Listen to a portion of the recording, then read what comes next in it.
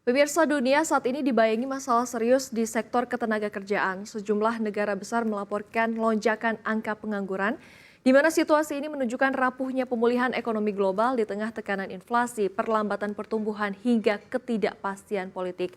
Dari Inggris, China hingga Prancis, pasar tenaga kerja mereka sama-sama menghadapi tantangan berat dan yang paling tertekan adalah generasi muda.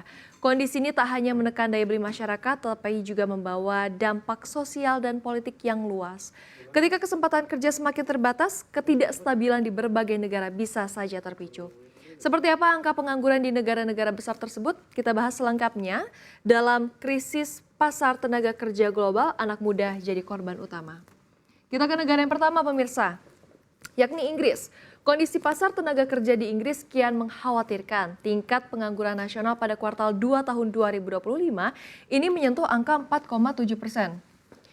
Ini adalah level tertinggi sejak kuartal 2 tahun 2021 ketika pandemi COVID-19 masih melanda Inggris. Dan kini kita simak pemirsa untuk grafis tingkat pengangguran Inggris ini dalam persen ya pemirsa. Dimana kalau kita perhatikan di tahun 2020 atau 2021 ini saat masa COVID berada di angka tertingginya lebih dari 5%. Kemudian sempat menurun, sempat stabil di tahun 2023 hingga 2024. Namun di sini pemirsa Anda bisa melihat bahwa cukup ada pergerakan begitu ya, dan paling parahnya ini di kuartal kedua di tahun 2025 ini mencapai 4,7%, di mana yang sebelumnya ini tidak sampai 4 begitu ya, tidak melewati 4,5%. Dan pemirsa, tekanan terberat terasa di kalangan anak muda. Hal ini terlihat dari data Office for National Statistics atau ONS yang mencatat pengangguran usia 16 hingga 24 tahun melonjak menjadi 14,1% pada April sampai dengan Juni 2025, setara dengan 634 ribu. Angka ini naik dari 13,4% pada periode yang sama tahun lalu dan lebih tinggi 2 poin dibandingkan sebelum pandemi. Bagi mereka yang baru pertama kali masuk dunia kerja, kondisinya makin sulit. Laporan situs Azuna menunjukkan iklan lowongan untuk lulusan baru, untuk magang, dan juga untuk posisi junior turun 4,5% pada Juli 2025. Jumlahnya sekarang tinggal di bawah 210 ribu lowongan. Sekarang porsi pekerjaan entry level hanya sekitar 20% dari total lowongan. Padahal rata-ratanya ada di 27% pada periode 2022 sampai dengan tahun 2024. Ini menjadi level terendah sejak Oktober 2020. Pelemahan ekonomi Inggris ditambah inflasi tinggi dan juga biaya hidup yang melonjak makin memperburuk situasi. Pemerintah pun diberikan tekanan besar untuk menjaga stabilitas fiskal sambil menangani krisis pasar tenaga kerja yang paling banyak menimpa generasi muda. Dan kini kita ke negara yang kedua pemirsa yang juga mendapatkan tekanan. Biro Statistik Nasional China atau NBS melaporkan tingkat pengangguran perkotaan pada Juli 2025 naik menjadi 5,2%. Angka ini lebih tinggi dari 5% pada bulan sebelumnya. Nah kalau kita perhatikan pemirsa, sebetulnya tekanan yang dialami oleh China ini sudah terasa sepanjang 2000 begini ya, dari Juli 2024 hingga awal tahun 2025. Di mana kalau kita perhatikan angkanya selalu berada di angka 5% atau di 5%. Nah, kemudian kalau kita lihat di Januari, Februari, Maret, April, di Januari ada di 5,2, kemudian sempat naik di bulan Februari di 5,4, kemudian sempat turun kembali ke 5,2, turun lagi di bulan April 5,1%, Mei, Juni 5,5%, sementara di bulan Juli kembali naik di angka 5,2%. Lonjakan ini terutama dipicu masuknya jutaan lulusan baru ke pasar kerja setiap musim panas.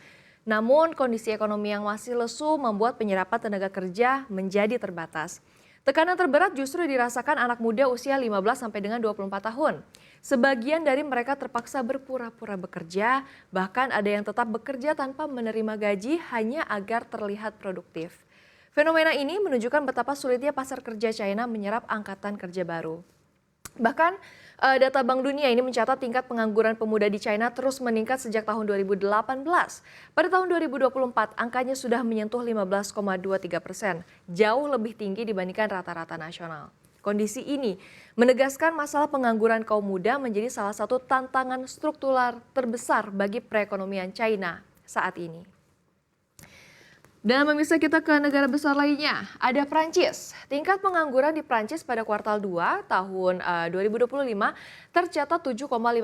Angka ini relatif stabil dibandingkan kuartal sebelumnya.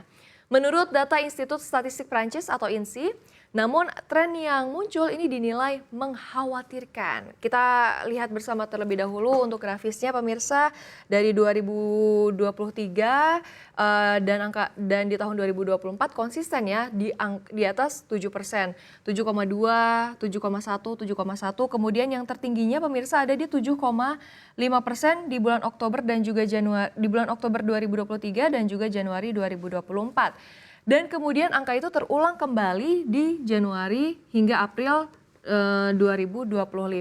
Padahal sempat menurun tadinya di 7,3% dan juga 7,4%. Jumlah pengangguran terdaftar di daratan utama Prancis ini naik 52.900 orang pada Juli 2025. Sehingga totalnya ini menjadi 3,03 juta orang, level tertinggi dalam 4 bulan terakhir. Kenaikan ini terjadi hampir di semua kelompok. Untuk usia inti jumlah pengangguran naik 25.800 menjadi 1,742 juta orang. Kemudian kelompok usia di atas 50 tahun bertambah 7.900 yang totalnya ini menjadi 798.700 orang. Serta pengangguran di kalangan pemuda di bawah 25 tahun ini melonjak 19.200 menjadi 493.300 orang.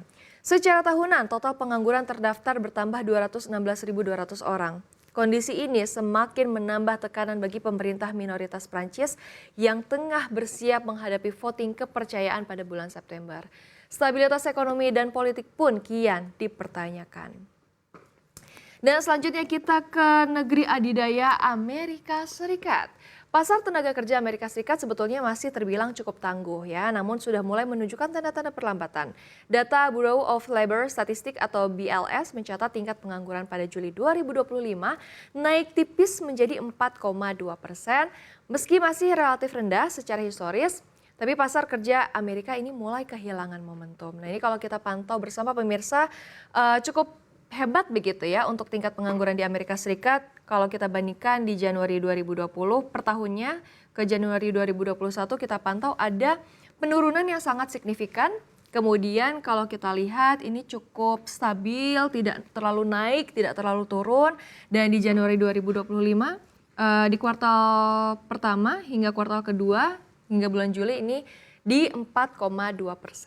Pertumbuhan lapangan kerja ini juga semakin terbatas di Amerika Serikat. Sepanjang Juli hanya ada tambahan 73.000 pekerjaan baru. Jumlah ini tentunya jauh di bawah ekspektasi analis yang memperkirakan ada lebih dari 150.000.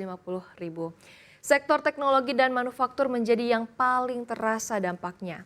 Situasi ini makin buruk dengan lonjakan pengangguran jangka panjang. Jumlah mereka yang sudah menganggur ini lebih dari 27 minggu meningkat menjadi 1,8 juta orang atau hampir 1/4 dari total pencari kerja.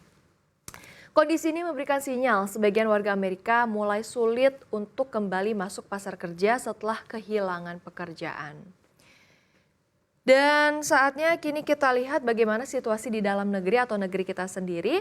Ternyata berbeda dengan tren di sejumlah negara besar. Indonesia justru mencatat perbaikan di pasar tenaga kerja.